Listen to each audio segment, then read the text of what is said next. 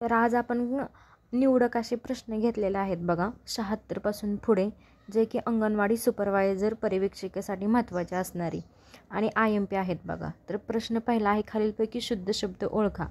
तर काय आहे, कपिल षष्ठी. परत नंतर काय आहे, कपिल षष्ठी. कपिल म्हणजे चारही शब्द कपिल षष्ठी आहेत.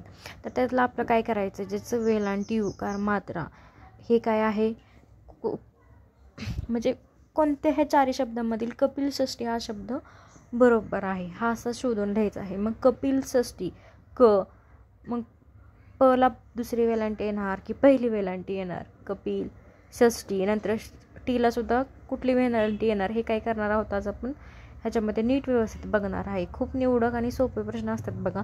फक्त वेलांटी उकार आणि मात्रामुळे काय होतं की आपला प्रश्न चुकला जातो. तर त्याचं उत्तर काय असणार आहे, ऑप्शन क्रमांक 1. ठराविक वेळी प्रसिद्ध होणारे काय असते, नियतकालिक. काय सांगितले, ठराविक वेळी प्रसिद्ध होणारे नियतकालिक.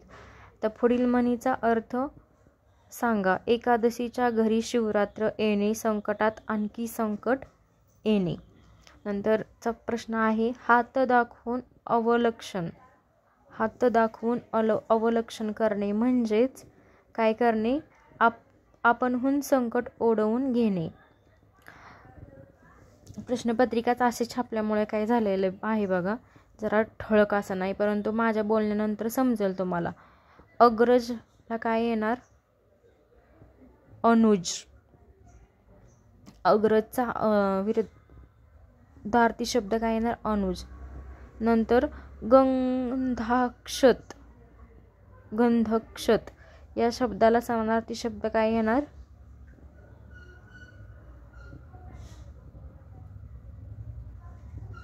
सन्मानाने देवाला लावलेला टिळा.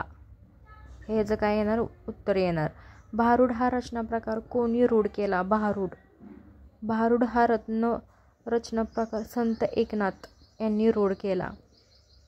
ढेकूण या शब्दाचा प्रकार ओळखा. ढेकूण.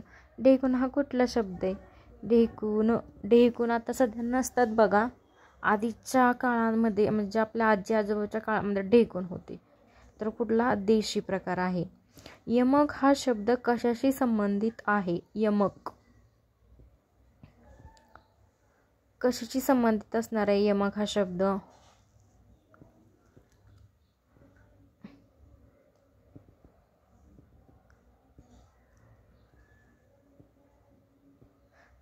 तर यमक हा शब्द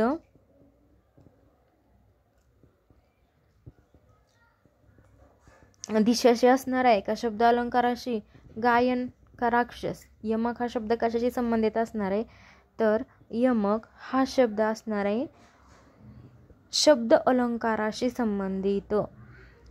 नंतरचा प्रश्न आहे, विधानार्थी वाक्याच्या शेवटी कोणते विरामचिन्ह येते. विधानार्थी कोणते येते, तर पूर्ण विराम. पुरणपोळी या शब्दातील योग्य समास, पुरणपोळी. तर काय येणार ह्याचं उत्तर बघा, पुरणपोळी म्हणजे मध्यमलोपी समास. कोणत्या समास प्रकारातील सामासिक शब्द क्रियाविशेषण अवयव असतो. कोणत्या समास प्रकारातील सामासिक शब्द हा क्रियाविशेषण अवयव असतो. कोणत्या सामासिक शब्द विशेषणातील कोणत्या असणार आहे, तर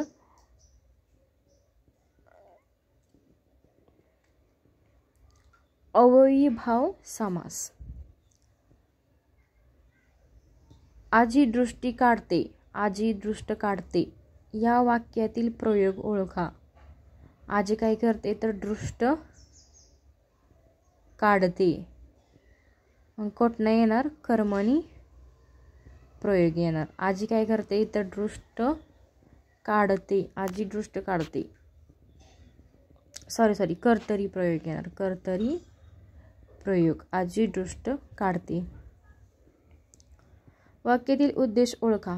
पावसाळ्यात आकाश ढगाळलेले दिसते. काय असते आहे, पावसाळ्यामध्ये आकाश काय होते, ढगाळलेले दिसते. तर उद्देश काय असणार आहे यातला? पावसाळा असणार आहे, ढगाळलेला असणार आहे, आकाश का दिसते? तर पावसाळ्यात आकाश ढगाळलेले दिसते. तर उद्देश कोणाला केलेला आहे? उद्देशून कुणाला म्हटलेलं आहे? पावसाळ्यात आकाश ढगाळून दिसते. तर कुणाला म्हटलेलं आहे उद्देशून? हे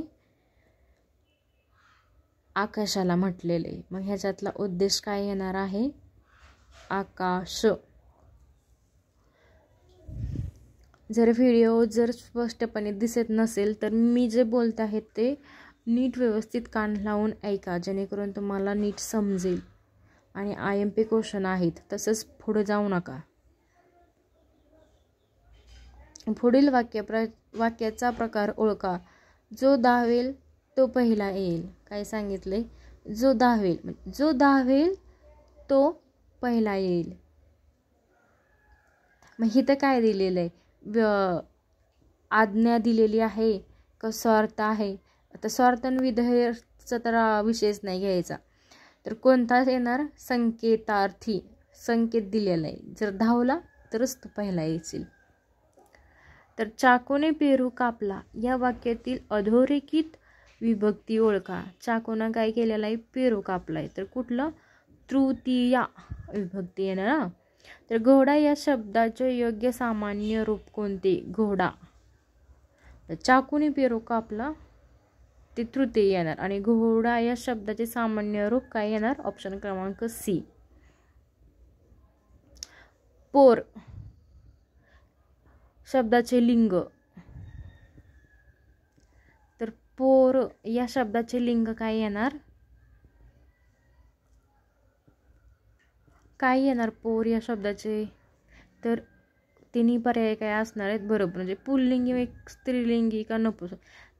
पोरालाही म्हटलं जाते. पुरीला पोर म्हणजे ए पोरे, ए पोरा म्हणजे काय असणार? तिन्ही पर्याय बरोबर. सूर्य मावळत आहे. तर काय असणार आहे? सूर्य मावळलेला असेल. भविष्य काळात विचारलेलं आहे. त्यानंतर क्रियाविशेषण अवयव कोणता असणार आहे? परिमाणवाचक क्रियाविशेषण अवयव कोणता असणार आहे? तर मुळीस. हे काय असणार आहे? परिणामवाचक क्रियाविशेषण. मेषपात्र या शब्दाचा अर्थ सांगा. तर बावळट माणूस. ळ वर्ण कोणत्या प्रकारचा आहे? ळ गाठीचा हा वर्ण कोणत्या प्रकारचा आहे? तर ळ जो वर्ण आहे तो आहे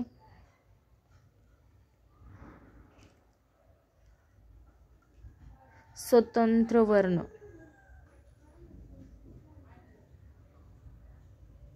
पुढील शब्दाचा योग्य विग्रह करा. सज्जन. सज्जनचा विग्रह कसा होणार? सज्जनचा विग्रह कसा होणार? तर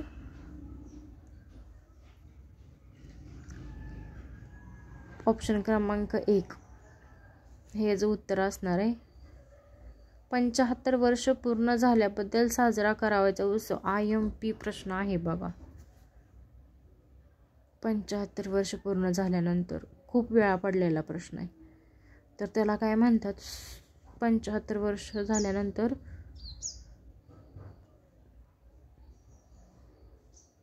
सुवर्ण महोत्सव म्हणतात. 75 वर्ष जर पूर्ण झाले तर साजरा करावायचा उत्सव.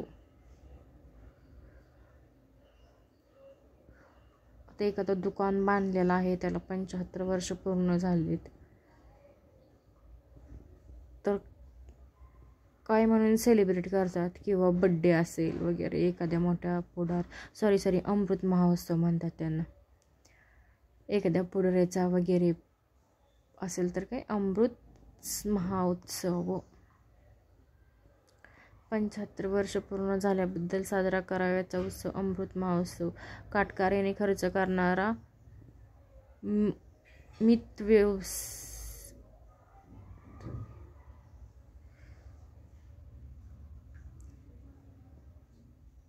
काटकऱ्याने खर्च करणाऱ्याला डॅश डॅश असे म्हणतात. तर ते तुम्ही काय करा, सर्च करून लिहा गुगलवरती आणि मला कमेंटमध्ये सांगा उत्तर. आणि चॅनलला लाईक सबस्क्राईब करा.